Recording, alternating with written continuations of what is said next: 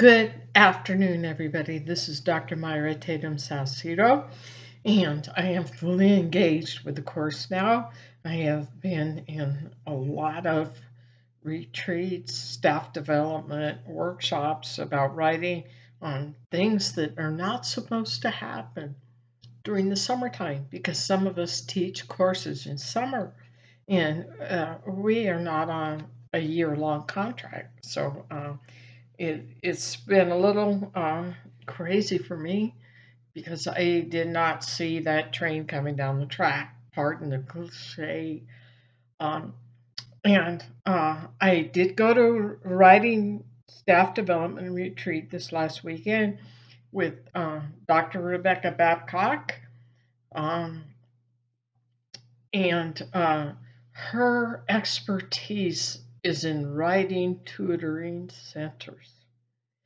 My expertise is in rhetoric and composition, civil discourse, religion, and rhetoric and religion, and speaking civilly amongst ourselves.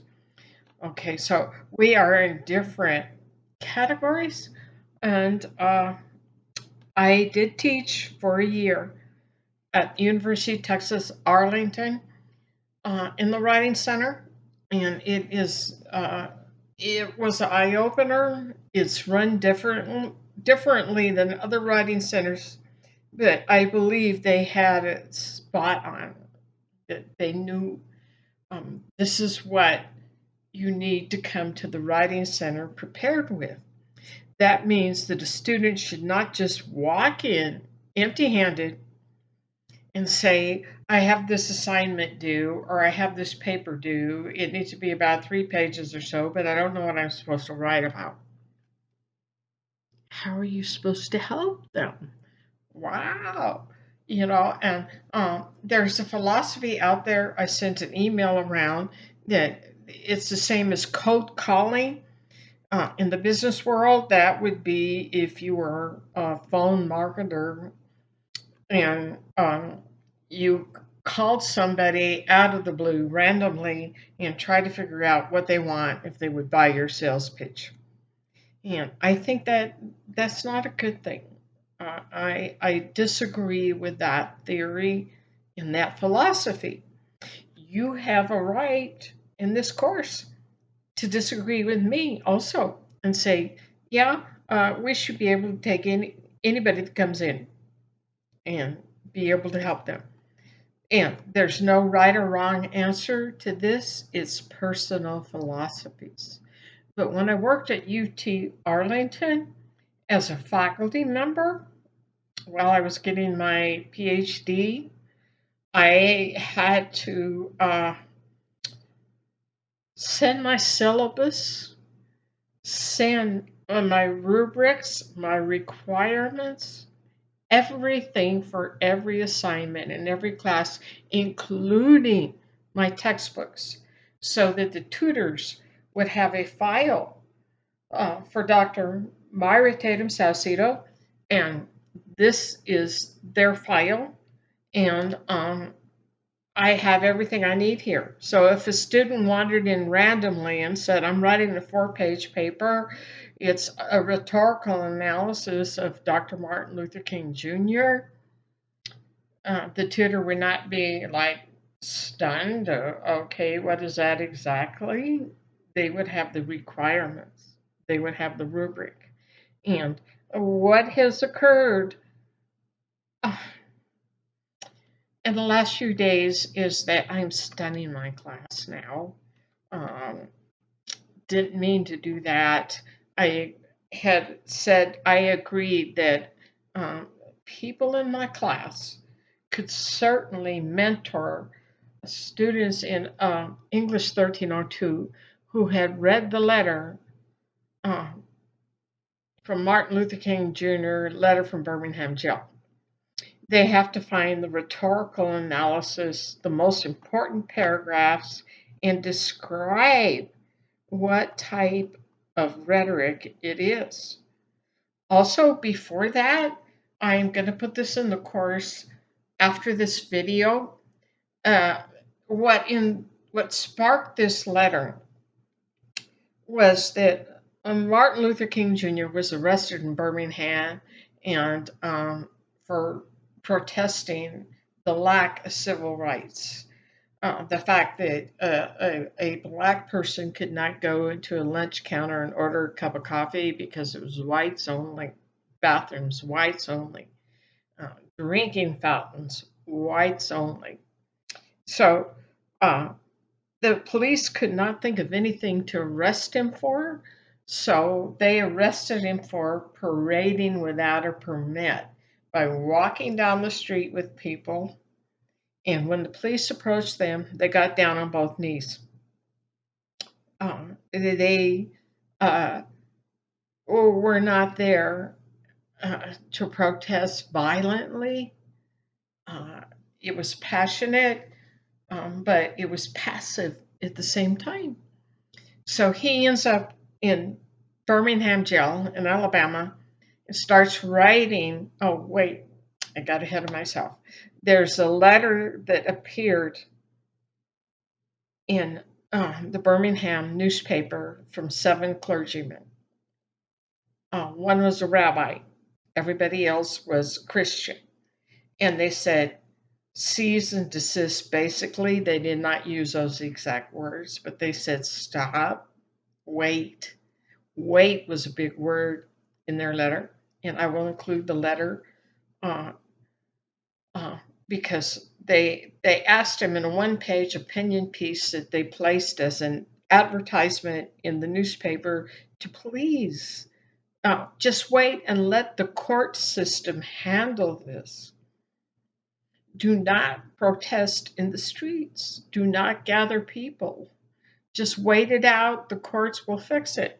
Well, guess how many years he'd been waiting for the courts to fix it. Not gonna happen, especially in Birmingham, Alabama, at that time and place.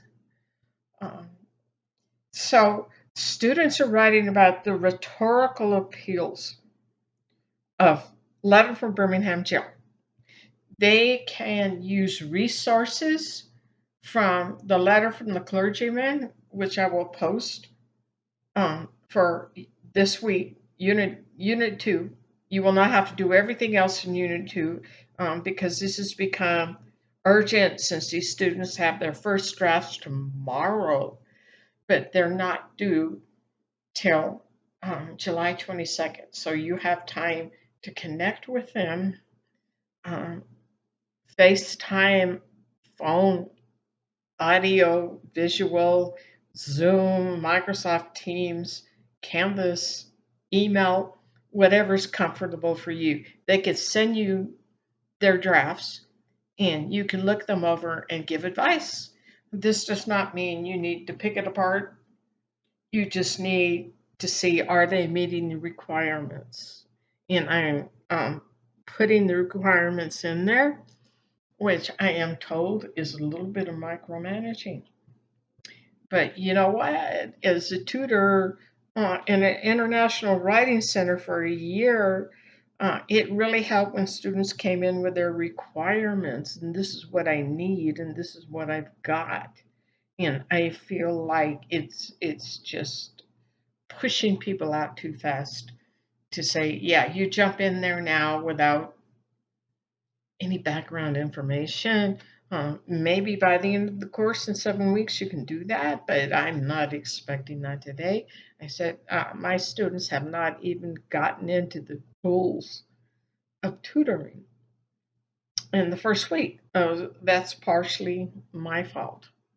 So in Letter from Birmingham Jail, there's 3 types of rhetorical appeals um, from Aristotle. Ethos, think ethics, credibility. How much credibility did Martin Luther King Jr. have? Well, he was a reverend. He was responding to reverence. And he said, my dear fellow clergymen. First line of his letter, not okay, you morons. Um, "Oh, what are you saying to me?" He's like, "I include you. You need to include me. Dear fellow clergyman," right away, he is appealing to his ethos, credibility, and he's also appealing to pathos, which is empathy and sympathy, like, hey, we're on this together, right? Um, we all believe in humanity. We believe in certain Christian laws, even Jewish laws. And what is happening that you are not standing up for civil rights by stating, my dear fellow clergyman? He also ends his letter, with all of us Christians and people. He appealed to different audiences. Um, I mentioned ethos, pathos, logos is logic. He used evidence. He used logic in his paper by citing laws, justice. What defines justice? So he used those three rhetorical appeals. These students are writing papers and they have to pick out what they think is the most significant paragraph in what is the rhetorical appeal that it demonstrates. So, yeah, we need to do that first. I need to get it on the schedule. I know there are things for APA style, MLA style. These students will be writing in MLA, Modern Language Association style, and I'm not going to behold you to taking all the quizzes on MLA and APA. 7 weeks, not enough. Not enough in my book. You need to have enough of a basics to go into a tutoring session, and do not distress. It is informal. You just tell them, I got the gist of this from your paper. Did you mention a rhetorical appeal?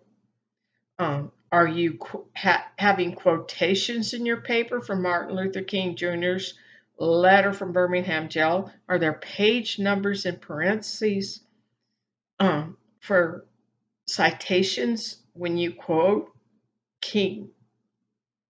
If they quote somebody else for King's background, then yeah, that needs to be in quotations, and it won't be King talking about when he lived or died.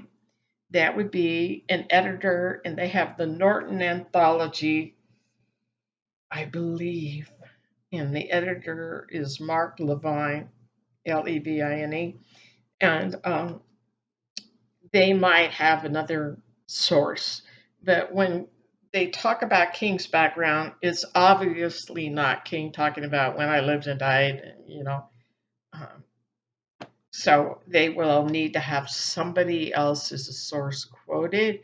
They will need to have a works cited page in Modern Language Association style. They need to realize that, yeah, um, I can use the background from the letter. They cannot go to random websites. Wikipedia, SGeeves, SaveMyEssay.com, 123 Save My Grade, Spark Notes, anything that does the thinking for them is not acceptable as plagiarism. And we're supposed to go over that this week. And I'm tossing this at you now so that you will have time to schedule an appointment with the students. And I am in dialogue with Dr. Rebecca Babcock. She has all their email addresses, and I need to shift that into our course so that you can meet each other. And tutoring sessions should last maybe 10 to 20 minutes, and I will put 2 videos in there. What is a good tutoring session? What is not a good one? Basically, you're there to encourage, to see the big picture beyond all the little tiny mistakes and spelling and grammar and all that. It doesn't help to just edit their paper, hand it back, and say, good job. You need to work on all that. No, they need to know if they're meeting the requirements and they are seeing the big picture of what is the most important rhetorical appeal that they perceive King to have used and why.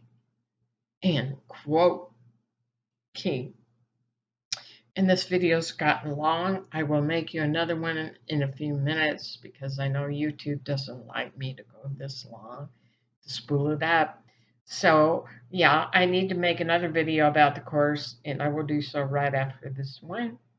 So I will see you at the next